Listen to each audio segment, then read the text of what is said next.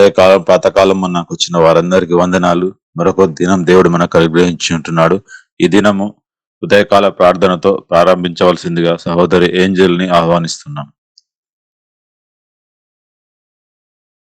అందరికీ ప్రైజ్‌లో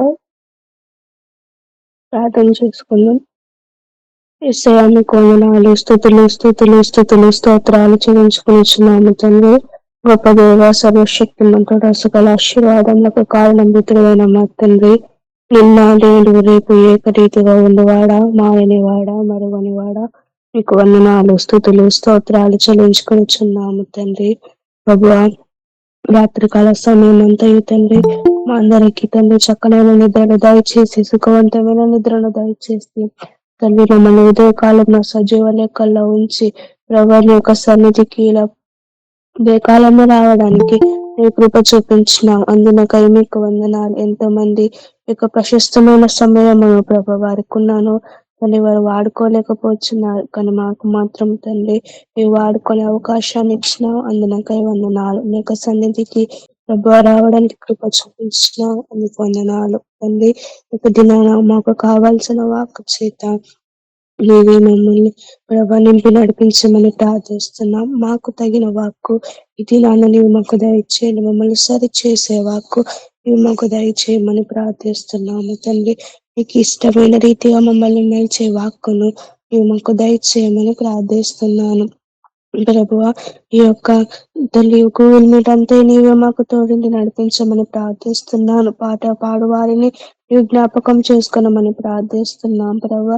ఏ సాంకులు వాక్యం చెప్తుండగా నీవే తోడని నడిపించమని ప్రార్థిస్తున్నాను ప్రభా. చివరి ప్రార్థనలో ప్రభా, ప్రార్థన మనవుల్లో వేసే ప్రతి దాంట్లో నీవు మాకు తోడని నడిపించమని ప్రార్థిస్తున్నాం. నిశ్చయంగా ఈ యొక్క దినాన్ని నీవు మాకు దీవెనకరంగాను ఆశీర్వాదకరంగాను మంచి నడిపించమని ప్రార్థిస్తున్నాను. ఈ దినాన్న నీవే మమ్మల్ని నీ యొక్క మార్గంలో నడిపించమని ఈ యొక్క దినం అంతా మీ యొక్క సహాయాన్ని కోరుచు యేసయ్య పరిశుద్ధ నామములో చిన్న ప్రార్థన అడిగి వేడుకొంచున్నాము తండ్రి.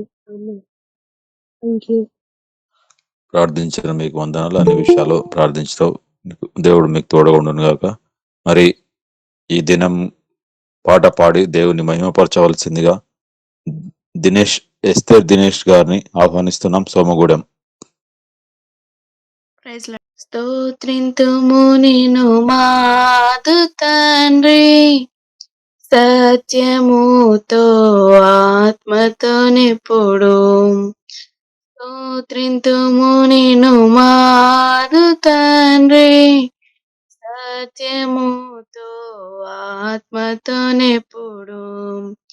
పరిశుద్ధాలంకారములతో దర్శించెదము శరణం శరణం. పరిశుద్ధాలంకారములతో దర్శించెదము శరణం శరణం. స్తోత్రింతుము నిను మాదు తండ్రి, సత్యముతో ఆత్మతో నెప్పుడు. శ్రేష్ఠ ఈవులయూట నీవే, శ్రేష్ఠ కుమారుని ఇచ్చినందునం.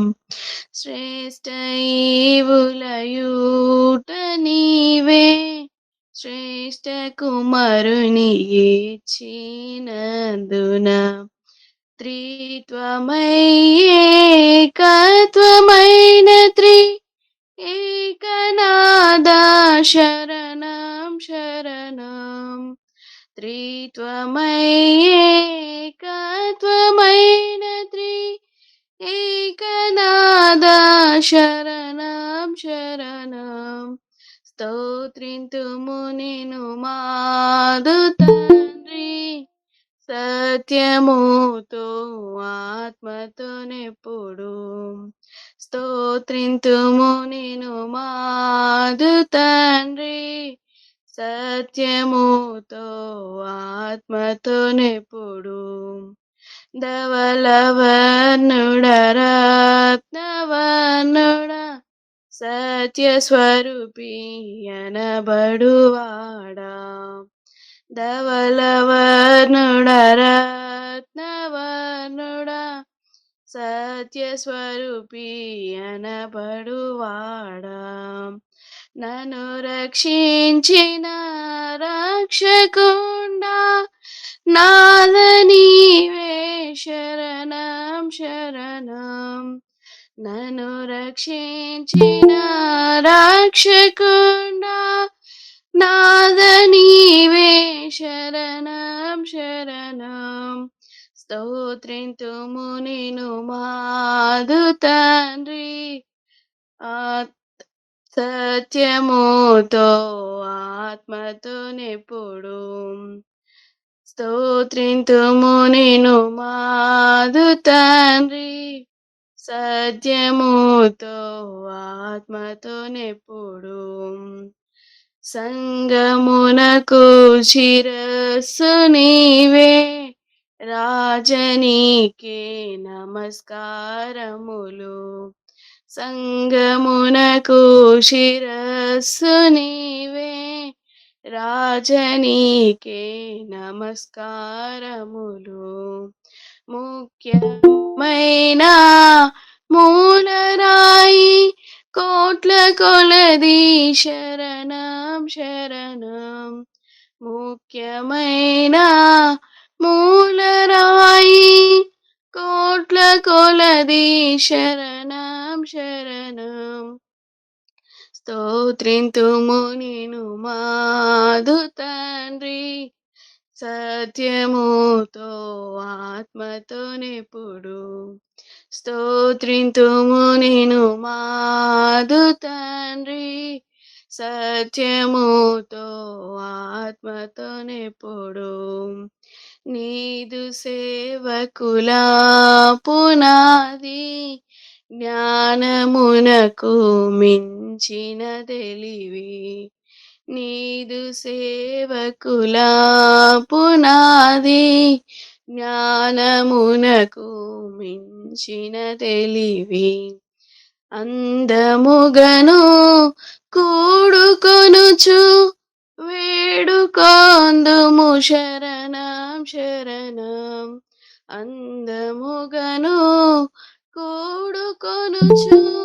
వేడుకొందుము శరణం శరణం స్తోత్రింతుము నిను మాదు తండ్రి సత్యముతో ఆత్మతో నెప్పుడు స్తోత్రింతుము నిను మాదు తండ్రి సత్యముతో ఆత్మతో నెప్పుడు రాజనీకే స్తుతి స్తోత్రములు గీతమూల మంగళ ధ్వనులు రాజనీకే స్తుతి స్తోత్రములు గీతమూల మంగళ ధ్వనులు శుభము శుభము శుభము నిత్యము హల్లెలూయా ఆమేన్ ఆమేన్ శుభము శుభము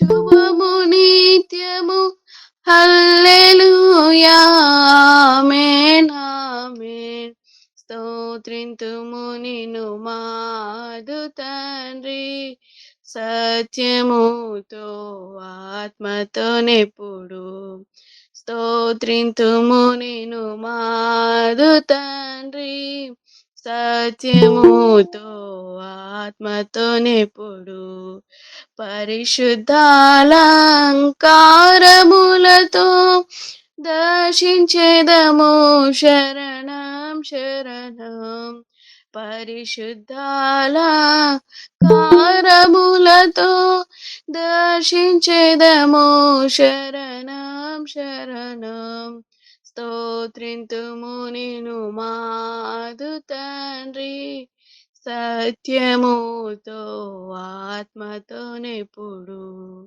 హల్లెలూయా థ్యాంక్ యూ పాట పాడిన మీకు వందనాలు. పాట పాడి దేవునికి మహిమపరిచిన మీకు వందనాలు. ఈ యొక్క సమయంలో ప్రశస్తమైన సమయానికి వచ్చినాం. మరి వాక్యం అందించవలసిందిగా దైవ సేవకుని ఆహ్వానిస్తుంటున్నాం. ప్రియ పరిశుద్ధులారా, మనందరి రక్షకుడును విమోచకుడును యేసుక్రీస్తు వారి యొక్క అతి పరిశుద్ధ నామంలో మీ అందరికీ ప్రాతకాల శుభములు తెలియజేస్తూ ఉన్నాను. ఈ దినము కొన్ని విషయాలు మీకు జ్ఞాపకం చేస్తున్నాను.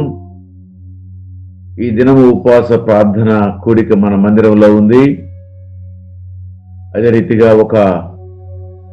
మరి తిమోతి వారి యొక్క నాన్న దుర్గయ్య గారు ఈ దినం మన బాప్తిసం తీసుకోవాలని తలంచారు. ఎన్నో రోజులు అది పోస్ట్ పోన్ అవుతూ వచ్చింది. దయతో చాలా మంది రండి.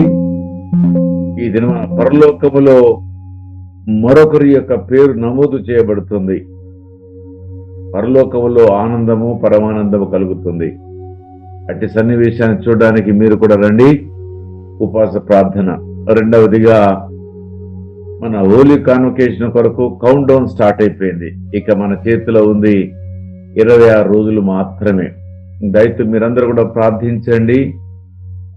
మన యొక్క బడ్జెట్ మినిమం ఒక 4 లక్షల రూపాయల ఖర్చు అవుతుందని మనం ప్లాన్ చేసి ముందుకు వెళ్తున్నాము. మరి ఇప్పటి వరకు ఆ 4 లక్షల్లో మన సంఘం వారు కాని వారు 79,000 రూపాయలు ఇచ్చారు. మన సంఘం వారు మరి రోజిలిన్ సిస్టర్ అశోక్ గారు ఇద్దరు కలిసి ఒక 5,000, తిమోతి ఒక 6,000 రూపాయలు ఇచ్చారు. నిన్న మన మధ్యలో ఉన్నటువంటి సోదరుడు బిఎస్పి రవికుమార్, నా కొలీగ్, వారు కూడా ఎస్పీగా రిటైర్ అయ్యారు. వారు ఒక 10,000 రూపాయలు నిన్న పంపించారు. మొత్తం 96,000 రూపాయలు ఇప్పటికి కూడుకున్నాయి. ఇంకా మనం 3 లక్షల రూపాయల షార్టేజ్ లో ఉన్నాము. ప్రార్థన చేయండి. కొండల తట్టు కనులెత్తి చూస్తున్నాను, నాకు సహాయం ఎక్కడి నుంచి వచ్చును? యెహోవా యొద్ద నుంచే వచ్చును. ఎవరు మనం అడిగేది లేదు. ప్రార్థనా పూర్వకంగా ముందుకు వెళదాము.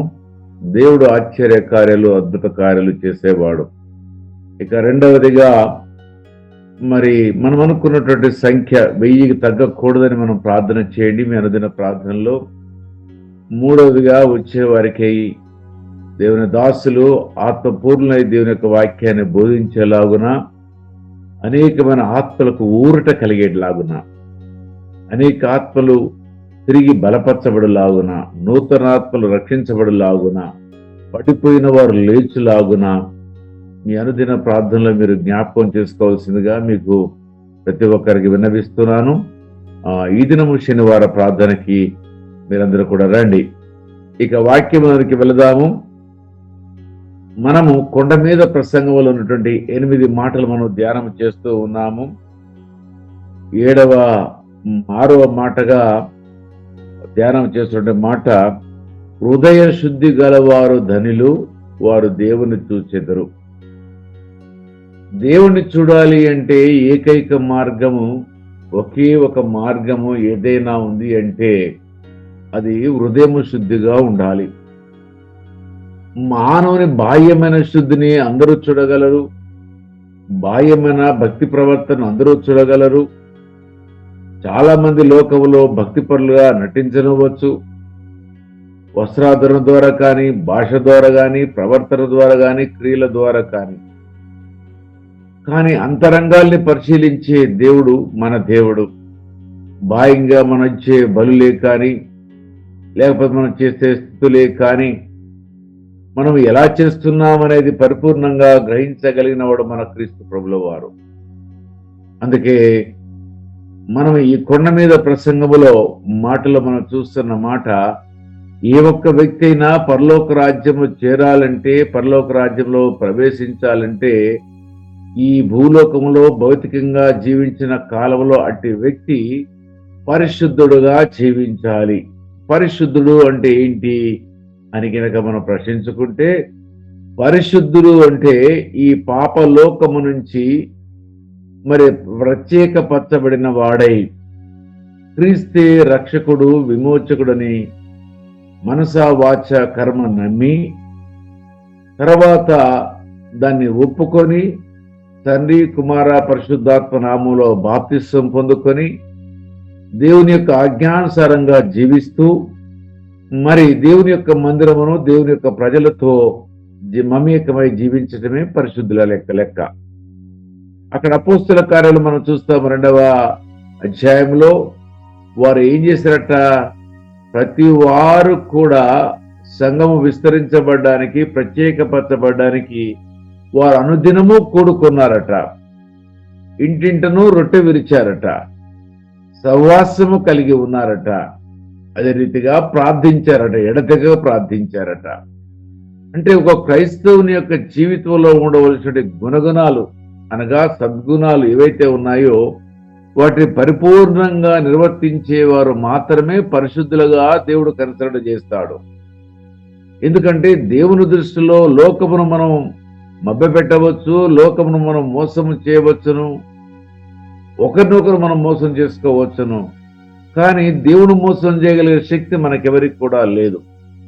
అయితే మనము, నీవు, నేను, మనమందరం కూడా మన జీవితం లోపల మనం చేయవలసింది ఏంటంటే మనమందరము కూడా శుద్ధ హృదయము కలిగిన వారముగా ఉండాలి.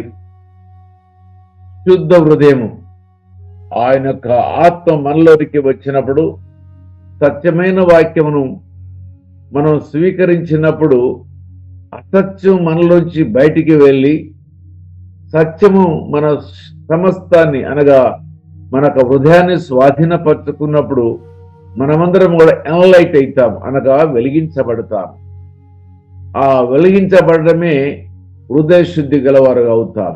కాబట్టి హృదయ శుద్ధి గలవారు ధనులు, వారు దేవుని చూచెదరు అనే మాటకి మరి మనందరికీ పరిచయస్తమైన గ్రంథము కీర్తన గ్రంథము 24వ అధ్యాయములో మరి రాజుగా ఉన్నటువంటి మరి రాజైన దావీదు ప్రవక్త, మంచి కవీశ్వరుడు అయినటువంటి ఆయన అన్న మాటలు ఏంటో ఒకసారి మనం చూద్దాము. చూడండి, కీర్తన 24వ అధ్యాయము 3వ వచనము. యెహోవా పర్వతముకు ఎక్కదగిన వాడెవడు, ఆయన పరిశుద్ధ స్థలములో నిలవదగిన వాడెవడు. యేసయ్య ఎక్కడి నుంచి మాట్లాడుతున్నాడు? మత్తయి సువార్త 5వ అధ్యాయంలో 1వ వచనంలో ఏమంటాడు? ఆయన జన సమూహమును చూసి కొండ ఎక్కి కూర్చుండగా ఆయన శిష్యులు ఆయన ఎదుకు వచ్చిరి. ఎక్కడున్నారు యేసయ్య గారు? కొండనెక్కారట. ఆయన జన సమూహములు చూసి ఆయన కొండ ఎక్కినప్పుడు ఆయన శిష్యులు ఆయన అనుకరించారు. అంటే వాళ్ళు కూడా కొండ ఎక్కగలిగిన స్థితిలోనికి వారు వచ్చారు. అసలు ఈ కొండ అంటే ఏంటో కొంచెం నేను మీకు జ్ఞాపకం చేస్తాను. బైబిల్ అనేకమైన కొండలు ఉన్నాయి. ఆ కొండల్లో ఒక కొండ మొరీబా కొండ. ఆ కొండ మీద అబ్రహాముకి ఒక బలమైన పరీక్ష చేయబడిన కొండ. రెండవది మొరీబాని, సినాయిని పేర్లతో పిలువబడే కొండ. అక్కడ మోషేతో అగ్ని పొద కాలుతున్నట్టుగా ఉంది, కానీ పొద కాలకుండా దేవుడు మాట్లాడిన స్థలము. అక్కడే 10 ఆజ్ఞలు తీసుకున్న స్థలం. అదే మన చర్చ్ పేరు కూడా మౌంట్ సినాయి పర్వతం. ఈ పర్వతం మీదకి వెళ్ళి 10 ఆజ్ఞలు తీసుకున్నవి. ఇంకా అలాంటి పర్వతాలు చాలా ఉన్నాయి. అయితే పర్వతం అనేది ఆ పాత కాలంలో మనం చూసినట్టయితే, పాతకాలంలో బల్లర్పించాలన్నా, బలిపీఠాలు కట్టాలన్నా, దేవుని ఆరాధించాలన్నా అనేక మంది ఎక్కడికి వెళ్ళేవారంటే కొండ మీదకి వెళ్ళేవారు. అంటే అది ఉన్నతమైన స్థాయిని చూపిస్తుంది. లోకములో ఉన్న వారి కంటే ఉన్నతమైన స్థాయి, ఎత్తైన స్థలములు చూపించేది కొండ. ఈ కొండ అనుభవం ఏంటంటే ఆత్మీయ జీవితంలో ఉన్నతమైన స్థాయిని చూపిస్తుంది.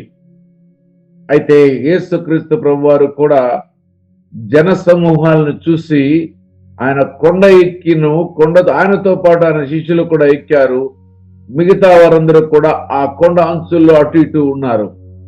వాళ్ళందరూ కూడా యేసయ్య నోటి గుండా రాలే ప్రతి ఒక్క మాటని వారందరూ కూడా అద్భుతంగా వింటున్నారు. యేసుక్రీస్తు ప్రభువారు మొదటి ప్రసంగము ఆ కొండ మీద నుంచి ఆయన ప్రసంగించాడు. అదే రకం ఇక్కడ మనం చూసినట్టయితే కీర్తన గ్రంథంలో చూస్తే, యెహోవా పర్వతముకు ఎక్కదగిన వాడెవడు, ఎవరెక్కగలుగుతారు? శుద్ధ హృదయము కలిగిన వారు మాత్రమే. కొండ ఉన్నతమైన ప్రాంతానికి చూస్తున్నాము, ఉన్నతమైన స్థితికి చూస్తున్నాము. సాతానుడు కూడా యేసయ్య కొండ ఎక్కి ప్రసంగిస్తే ఆత్మీయ స్థితిని మనం చూసి, ఆత్మీయ భాషలో చూస్తే ఉన్నతమైన స్థాయిని మనం చూస్తున్నాము. అదే రకంగా లోకములో కూడా దేవుళ్ళగా, దేవతలుగా పరిగణించబడేవారు ప్రతి ఒక్కరు కొండల మీదనే ఉన్నారు. 7 కొండల మీద, ఒకరు రకరకాల కొండల మీద ఉన్నారు.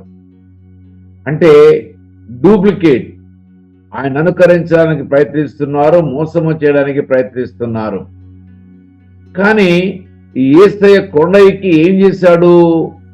వారికి జీవిత విధానాన్ని ఎలా జీవించాలి, ఒక వ్యక్తి పరలోకము చేరాలంటే, దేవునికి ప్రీతిపాత్రుడుగా ఉండాలంటే, దేవుని మార్గంలో జీవించాలంటే వారికి కొన్ని నియమ నిబంధనలు వారికి తెలియజేస్తూ ఉన్నాడు. అయితే ఆ కొండ ఎక్కాలంటే ఆ పరిశుద్ధమైన స్థలంలో నిలవదగిన వాడెవడు అంటున్నాడు. యెహోవా పర్వతముకు ఎక్కదగిన వాడెవడు అని ఒక ప్రశ్న వేశాడు. ఆయన పరిశుద్ధ స్థలములో నిలవదగిన వాడెవడు? ఆ స్థలములో ఎక్కగలిగిన వారెవరు? ఆ స్థలములో నిలవగలిగిన వారెవరు? ఎవరు? దాని జవాబును మనం చూద్దాము. చూడండి, 4వ వచనంలో జవాబు ఉంది. నీవు నేను కొండ ఎక్కే అనుభూతిలో మనం ఉన్నామా? ఎత్తైన స్థలములకు ఎక్కగలిగే శక్తి మనలోనికి ఉందా? లేక నిస్సత్తువుగా మనము జీవిస్తున్నామా? ఆ కొండ ఎక్కాలి, కొండ ఎక్కడమే కాదు, కొండ మీద నిలవగలగాలి. చాలా మంది కొండ ఎక్కుతారు, డబాల కింద పడిపోతారు. మహాభక్తులు, గొప్ప గొప్ప సాక్ష్యము కలిగిన వారు, అనేక మందిని రక్షించిన వారు, పెద్ద పెద్ద సంస్థలు నిర్మించిన వారు కొండ మీదకి డబాలను పడిపోయారు. కానీ కొండ మీద నిలుచోవాలి. మనం కొండ ఎక్కినా అనుకున్న వారు ప్రతి ఒక్కరూ కొండ మీదనే ఉన్నానా, కొండ అంచుకు వచ్చారా అని పరిశీలించుకోవాలి. ఒకవేళ గినక కొండ ఎక్కిరనే జీవితంలో కొండ మీదకి వెళ్ళి పడిపోయిన జీవితం గినక ఉంటే అది భ్రష్టమైన జీవితము, అది చాలా మోసకరమైన జీవితము. కొండ ఎక్కడానికి, ఎక్కించడానికి దేవుని యొక్క శక్తి నీకు నాకు తోడుగా ఉంటుంది. ఎక్కిన తర్వాత నిల్చోవలసిన బాధ్యత నీదే, నాదే. అందుకే అంటున్నాడు, యెహోవా పర్వతమును ఎక్కదగిన వాడెవడు? ఆయన పరిశుద్ధ స్థలములో నిలవదగిన వాడెవరు? ఎవరు నిలవగలరు అంటే దానికి జవాబు 4వ వచనం మనం చూస్తున్నాము. వ్యర్థమైన దాని యందు మనసు పెట్టకయు, వ్యర్థమైన దాని యందు మనసు పెట్టకయు. లోకమంతా వ్యర్థము. కష్టంగా అంటాడు కదా, సూర్యుని కింద ఉన్న సమస్తము వ్యర్థము, వ్యర్థము, వ్యర్థము అంటాడు. ఈ లోకమే వ్యర్థము. ఈ లోకములో జీవించే మనమందరము కూడా వ్యర్థమైన ప్రయాసలో పడక, ఆ వ్యాపారంలో పడక, మనము మన యొక్క ఆత్మీయ స్థితిని అనుక్షణము పరిశీలించుకునే వారముగాను, పరీక్షించుకునే వారముగాను ఉండాలి.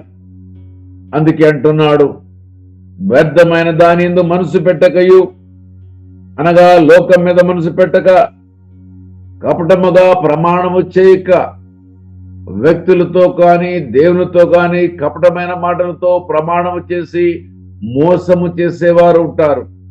కోర్టులోనికి వెళ్ళిన తర్వాత వారి వారి విశ్వాసాలను బట్టి అక్కడ ఒక మత గ్రంథాన్ని తీసుకుని వచ్చి అక్కడ పెడతారు. వారు ఆ యొక్క గ్రంథం మీద చేయి పెట్టి వారు ప్రమాణము చేస్తారు. అంతా నిజమే చెప్తానంటారు, అంతా అబద్ధమే చెప్తారు. అందుకే అంటున్నాడు ఇక్కడ, కపటమైన ప్రమాణము చేయకయు, నిర్దోషమైన చేతులు, శుద్ధమైన హృదయం. 4 మాటలు. వ్యర్థమైన దాని మీద మనసు పెట్టకుండా, కపటంగా ప్రమాణము చేయక, నిర్దోషమైన చేతులు, ఏ పాపము చేయకుండా జీవించే చేతులు. దేవుడు నీకు నాకు ఇచ్చాడు ఈ చేతులు, నిర్దోషంగా జీవించాలని. పిలాతు నా చేతులతో నేను పాపము చేయడం లేదని యేసయ్యను యూదులకు అప్పగించే ముందు ఆయన 2 చేతులు నీళ్లతో కడిగి వేసుకున్నాడు. అంటే చేతులుగా, నా చేతులతో నేను ఏమి పాపము చేయలేదు, ఈయన నీతిపరుడని నేను మీకు చెప్పాను, కానీ మీరు నా మాట వినడం లేదు. ఇదిగో దీని యొక్క పాపము మీ మీదనంటే వాళ్ళు అన్నారు, ఈ దోషము మా మీదను మా పిల్లల మీద ఉండనిమ్మని అన్నారు. ఇవాళ యుద్ధాలు ఎదుర్కొంటున్నారు. అయితే నిర్దోషమైన చేతులు మన చేతులు నిర్దోషంగా ఉండాలి. ఇంకా శుద్ధమైన హృదయము కావాలి. అప్పుడు మాత్రమే హృదయ శుద్ధి గలవారు ధన్యులు, వారు దేవుని చూస్తారు.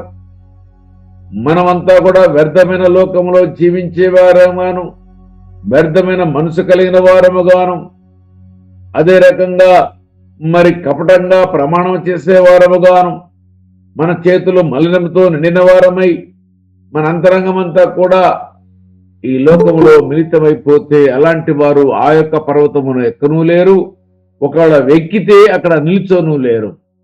ఎందుకంటే అక్కడ ఉన్న గాలి తాకిడిని తట్టుకోవాలి. హిమాలయ పర్వతాలు ఎక్కాలని చాలా మంది వెళ్తారు. మార్గంలో చనిపోయేవారు కోకొలలు. అక్కడికి వెళ్ళి ఆ యొక్క ఆక్సిజన్ లేని స్థలములో ఆక్సిజన్ సిలిండర్ మోసుకుని వెళ్ళి వారి వారి యొక్క దేశముల యొక్క మరి జెండాలు అక్కడ పాతి వస్తారు. అదొక సాహసము, దాన్ని గొప్పగా భావిస్తారు. అది శాశ్వతమైనది కాదు. ఇదిగో ఈ కొండ ఎక్కే అనుభూతి నీకు ఉండాలి. యెహోవా దేవుడు మోషేను పిలిచాడు, మోషే కొండ ఎక్కిరా అని అన్నాడు. కొండ ఎక్కి వెళ్ళాడు. ఒక రోజు కాదు, 2 రోజులు కాదు, ఒక రాత్రి కాదు, ఒక పగలు కాదు, 40 దినాలు రాత్రింబవళ్ళు దేవుని యొక్క పర్వతం మీద నివాసము చేయగలిగాడు. దేవుని యొక్క స్వరమును ఆయన వినగలిగాడు. దేవుడు తనతో మాట్లాడాడు. అంతేకాదు తన చేతి వేలితో 10 ఆజ్ఞలు రాసి 2 రాతి పలకలు ఇచ్చాడు. ఇది అనుభూతి, కొండెక్కిన అనుభూతి. ఆ అనుభూతి మనం కలిగి ఉన్నామా? ఆ కొండ మీదకి పిలిచినప్పుడు అందరిని పిలుస్తున్నాడు. ప్రయాసపడి భారము ఇచ్చినవు సమస్తమైన జనులారా నా ఎదుకు రండి అని పిలుస్తూ ఉన్నాడు. పిలుపు అయితే అందరికీ ఉంది, సర్వమానవాళికి ఉంది. కానీ పిలుపు అందుకొని వెళ్ళిన వారు ఎంతమంది, వెళ్ళిన వారు నిల్చున్న వారు ఎంతమంది అంటే maybe it's a percentage very less. కాబట్టి మనము ఆ రకంగా ఉండకూడదు. అందుకని అన్నాడు చివరి మాటలో మనం చూస్తే, శుద్ధమైన హృదయం కలిగిన వాడే నేను నిలుచున్నానని అనుకునే ప్రతి ఒక్కడు కూడా తను తాను పరిశీలించుకోవాలి. నీవు నిలుచున్నది ఎక్కడ? పర్వతం యొక్క అంచున నిలుచున్నావా? పర్వతం యొక్క దిగువన నిలుచున్నావా? ప్రతి వారు నేను నిలుచున్నాను యేసును అనుకరిస్తున్నాను అంటున్నావు, కానీ పర్వతం ఎక్కిన అనుభూతి నీకు ఉన్నదా? పర్వతం మీద ఎక్కినట్టయితే నిలుచునే అనుభూతి నీకు ఉన్నదా? లేకపోతే పడిపోయిన అనుభూతిలో నీవు జీవిస్తున్నావా? ఒకసారి ఆలోచించండి. ప్రతి ఉదయకాలము దేవుని యొక్క మాటలతో మనం బలపరచబడ్డానికి ఎంతమంది వస్తున్నామో ఒకసారి మీరు ఆలోచించండి. లోకమంతా నిద్రిస్తుంది, విశ్వాసులంతా కూడా నిద్రిస్తున్నారు. వారి నిద్రే వారికి ప్రాముఖ్యం, వారి భోజనమే వారికి ప్రాముఖ్యం, వ్యర్థమైన లోకమే వారికి ప్రాముఖ్యం, వ్యర్థమైన జీవితమే వారికి ఇష్టము. ఉదయకాలమున వారి యొక్క దినమును ప్రభువుతో ప్రారంభించాలని ఆశ కలిగిన వారు బహు అరుదుగా మనము చూస్తున్నాము ఈ యొక్క చివరి దినాల్లో. అయితే దేవుడు మన ఉదయాలను పరిశీలించే దేవుడు. చివరిగా సమయం అయిపోతుంది, నేను ముగిస్తాను. ఇర్మియా గ్రంథము 10వ అధ్యాయంలో 10వ వచనము చూసినట్లయితే, ఒకని ప్రవర్తన బట్టి వాని క్రియల ఫలము చొప్పున ప్రతికారము చేయుటకు యెహోవాను నేను హృదయమును పరిశోధించువాడును, అంతరింద్రియములను పరీక్షించువాడును. మన దేవుడు ఎవరు? నీవు నేను కొనియాడే దేవుడు, నీవు నేను ఆచరించే దేవుడు, నీవు నేను దేవుడుగా కొలిచే దేవుడు ఎలాంటి వాడంటే మన హృదయమును పరిశీలించువాడు. Be careful. లోకమును మోసం చేయవచ్చునేమో, మాటలతో మభ్యపెట్టవచ్చునేమో, మన జ్ఞానముతో, యుక్తితో, మన కలిగిన అధికారముతో, డబ్బుతో మనము ఆపివేయవచ్చునేమో, కానీ నీ హృదయము దేవునికి బహుస్పష్టంగా కనబడుతుంది. ఆ హృదయమును పరిశీలించగలిగిన దేవుడు. ఇదిగో నీవు నేను అందరము కూడా హృదయ శుద్ధి కలిగి ఉంటేనే దేవుని చూడగలుగుతాము. దేవుని చూడాలంటే పరలోకం వెళ్ళాలి. పరలోకం వెళ్ళాలంటే పరిశుద్ధులుగా జీవించాలి. పరిశుద్ధులుగా జీవించాలంటే ఈ లోకమును విడవాలి. లోకములో జీవిస్తూ లోకము నుంచి వేరుగా ఉండాలి. శుద్ధమైన హృదయము కలిగిన వారమై ఉండాలి. శుద్ధమైన చేతులు కలిగిన వారమై ఉండాలి. 4 మాటలు మనం అక్కడిందాక మనము చూసాము. వ్యర్థమైన దానిని మనసు పెట్టకయు, కపటముగా ప్రమాణము చేయకు, నిర్దోషమైన చేతులు, శుద్ధమైన హృదయము కలిగిన వాడు. ఈ 4 గుణగాలు, సద్గుణాలు కలిగిన వారు మాత్రమే పరలోకం వెళుతారో ప్రభువును చూస్తారు. ప్రభువును చూడాలని కోరిక ఉందా? పరలోకం వెళ్ళాలని కోరిక ఉన్నదా? నువ్వు పరిశుద్ధులుగా ఉంటకు ప్రయత్నం చెయ్యి. లోకములో జీవించినా లోకం నుంచి వేరుగా జీవించు. దేవుని యొక్క చిత్తమును కొనసాగించడానికి అనుదినము మనము రివైవ్ చేసుకోవాలి. మనము అనుక్షణము మనం పరిశీలించుకోవాలి. ఎందుకంటే నీ అంతరంగంలో ఏ పొరపాటును కూడా చెడు అనేది నీలోనికి రావడానికి ఆస్కారం లేదు. ఏ కొంచెం నీ ఆలోచన చెడిపోయినా నీ హృదయాన్ని చూసే దేవుడు వెంటనే ఆయన బాధపడతాడు. కాబట్టి ఈ దినమున హృదయ శుద్ధి గల వారమై దేవుని చూసే వారముగాను, దేవుని యొక్క రాజ్యములో ప్రవేశించే వారముగాను ఉండాలని మనసారా కోరుకుంటూ మిమ్మల్ని హెచ్చరిస్తూ ముగిస్తున్నాను. థ్యాంక్ యూ అనండాల్. గలవారు ధన్యులు, వారు దేవుని చూసిదట అనే దాని మీద మాతో మాట్లాడిన విధానాన్ని బట్టి కెతనాలు. మేము కూడా హృదయ శుద్ధి కలిగి మరి అనేకులకు మాదిరిగా జీవించుటకు సహాయం చేయను గాక. మరి ఈ దిన క్యాలెండర్ వాక్యం చదవలసిందిగా ఎఫ్సీబా అభిషేక్ను ఆహ్వానిస్తున్నాం.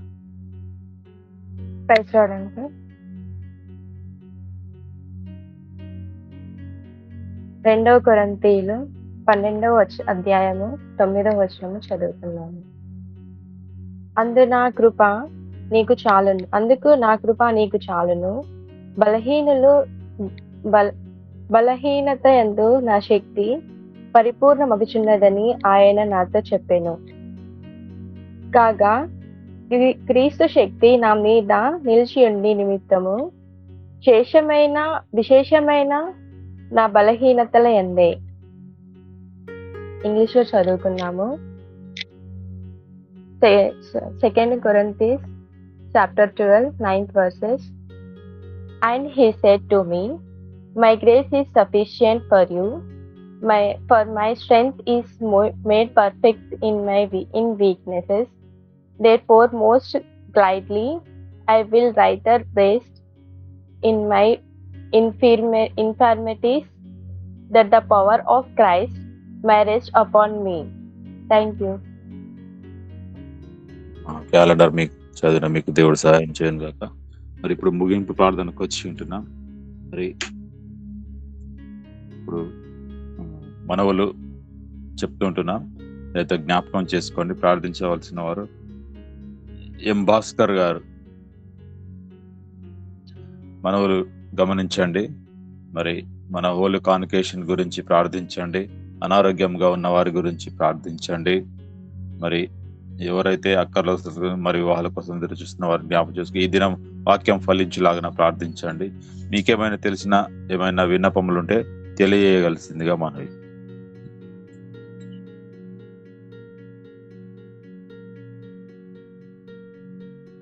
ప్రైజ్ లార్డ్ అండి. అందరికీ ప్రార్థన చేసుకుందాం. మమ్ములను మిక్కిలిగా ప్రేమించిన మా పరలోకపు తండ్రి, దేవా, మీ పరిశుద్ధ పాదములకు వందనములు స్తోత్రములు చెల్లిస్తున్నాను.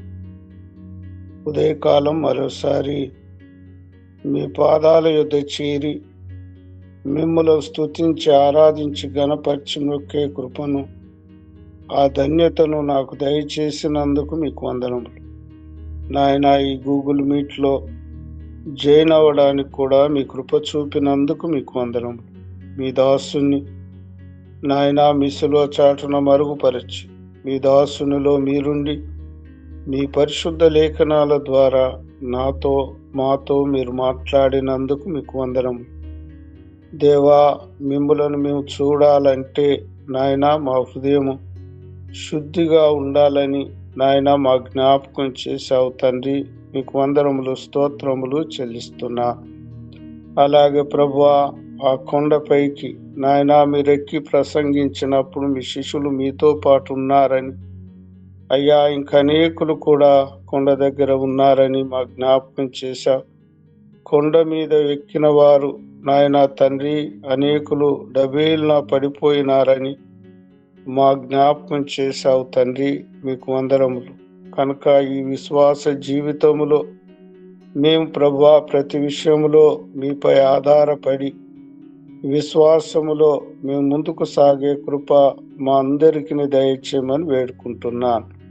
మేము మొదట మేము పరిశీలన చేసుకొని మా హృదయాలను అయ్యా మేము కడుక్కొని ప్రభువా మీ ఎదుట యథార్థంగా మేము జీవించున్నట్లు మీ పరిశుద్ధాత్మ సహాయం మాకు దయచేయండి. అవును ప్రభువా, లోకములో మనుషులను మేము మోసం చేయవచ్చు. వారి ముందు మేము భక్తి కలిగి ఉన్నామని నటించవచ్చు. కానీ మీ ఎదుట నాయన మేము నటించలేము. ఎందుకంటే ఆ హృదయములో ఆలోచన పుట్టక ముందే మీరు ఎరిగిన దేవుడవు కనుక నాయన మాలో దోషాలుంటే మీ ఎదుట ఒప్పుకొని వాటిని వదిలిపెట్టి మేము ముందుకు సాగే కృప మా అందరికీ దయచేయమని వేడుకుంటున్నాను. ప్రభా, కొన్ని ప్రార్థన మనవులను ఈ ఉదయకాలం నేను తీసుకుని వస్తుండగా దయా కనికరం చూపుమని ప్రార్థిస్తున్నాను. ప్రభువా, మొదట నా ప్రార్థనకు అడ్డుగా ఉన్న ప్రతి పాప దోషములు మీరు క్షమించమని వేడుకుంటున్నాను. ప్రభువా, ఇంకా ముందున్న దినాల్లో మీ దాసుని మీ పరిశుద్ధాత్మ చేత నింపండి, బలపరిచి మీరు వాడుకోమని వేడుకుంటున్నాను. మీ దాసుని వారి కుటుంబాన్ని మీరు దయతో జ్ఞాపకము చేసుకోమని ప్రార్థిస్తున్నాను. నాయనా తండ్రి, మీ దయ మాపై చూపుమని ప్రార్థిస్తున్నాను. బలహీనులుగా నాయన ఉన్న బిడ్డలను, రోగులుగా ఉన్న బిడ్డల కొరకు ప్రార్థిస్తున్నా. మీ బిడ్డ గ్రేసమ్మను, అలాగే నాయన పూర్ణకుమారమ్మను, అలాగే తండ్రి మరి రాధా సిస్టర్ వాళ్ళ తమ్ముని కొరకు, ప్రవీణ్ కొరకు అయ్యా బలహీనులుగా ఉన్న ప్రతి బిడ్డ కొరకు ప్రార్థిస్తున్నాం. మీ గాయపడిన హస్తం మీ బిడ్డలపై ఉంచి ముట్టి మీరు స్వస్థపరచుమని ప్రార్థిస్తున్నాను.